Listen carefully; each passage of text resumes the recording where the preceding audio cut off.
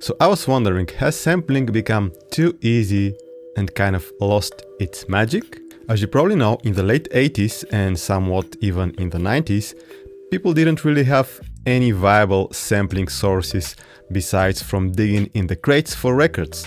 They weren't doing it because it was so cool and romantic, but because they didn't really have any other sources for sampling. And finding samples this way wasn't really that easy. It was kind of also expensive and labor intensive. And so the fact that you had to put in a lot of effort to find great samples this way kind of created a bit of a magic around sampling, and this whole culture of crate digging and flipping samples and finding the samples that the other person hasn't found yet, flipping them in your own way, and so on. And back in the day, sample libraries were barely a thing, and even in the 90s, sample CDs were kind of expensive and they rarely had the organic vibe and magic you get from sampling an actual song. And things got a bit easier in the 2000s with the internet becoming much more accessible, but there still weren't as many sample packs as they are now, and it was still very hard to find organic sounding samples. You had a lot of generic stuff that again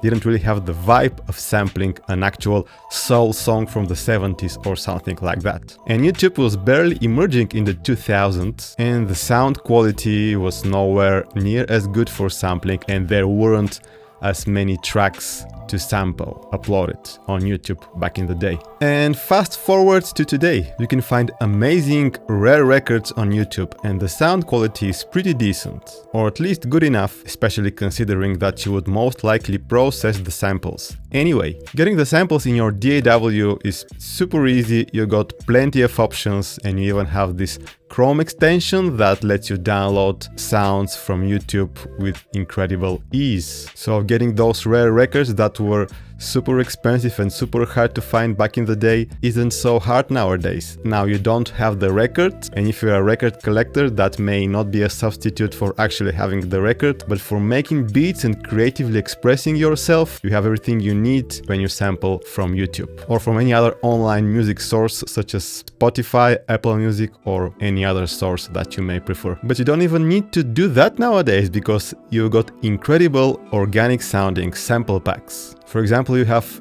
companies like MSX Audio, that sell you stems from actual songs they've created, recorded with good instruments through high quality gear, and they even have an app called Chompler where the samples are pre-chopped.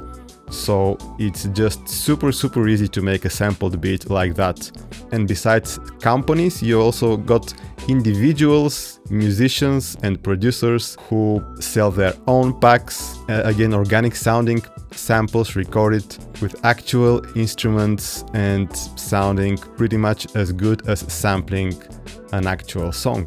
You also have services like Splice, Sounds.com, LoopCloud and so on, and they give you super easy access to great samples for a very modest monthly subscription. And even if you insist on buying the records, finding them and buying them is much easier through services like Discogs, eBay and so on. In terms of using and manipulating the samples, back in the day you had to have an ear for sampling, and it took plenty of trial and error to get the samples to work, to match different samples to one another, or to find the key of the samples. And nowadays, these services that I mentioned, they let you preview the samples in the context of your beat.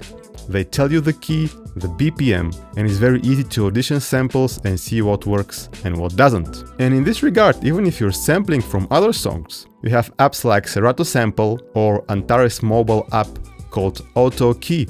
They let you analyze the key of the sample, so you don't even need to have a very well developed musical ear to make the samples work. DAWs and samplers have made chopping, manipulating and managing samples very easy. Gone are the days of editing on a small numeric display without a waveform. Doing tricks like recording samples sped up and pitching them down in the sampler to conserve memory, or importing samples from an unreliable SCSI zip disk, and all this crazy stuff that people nowadays never need to bother with. You just drag and drop it and you're ready to go. So getting samples and working with them is pretty much as easy as ordering pizza from an app. And mind you, plenty of people still do it the old way, digging in the crates, finding rare vinyl, and using old school samplers to manipulate the samples and make beats. I'm sure they find a lot of satisfaction in this approach, even nowadays when it's very easy to do it with all the other ways that I mentioned. And I'm definitely not saying that music nowadays is worse than it was before. There's just so much of it, but there is some incredible music being made. So this is definitely not the message of this video. But I'm just asking, considering everything I just mentioned, has sampling become too easy and lost its magic? Let me know down in the comments. Thank you for watching the video, and I will see you in the next one.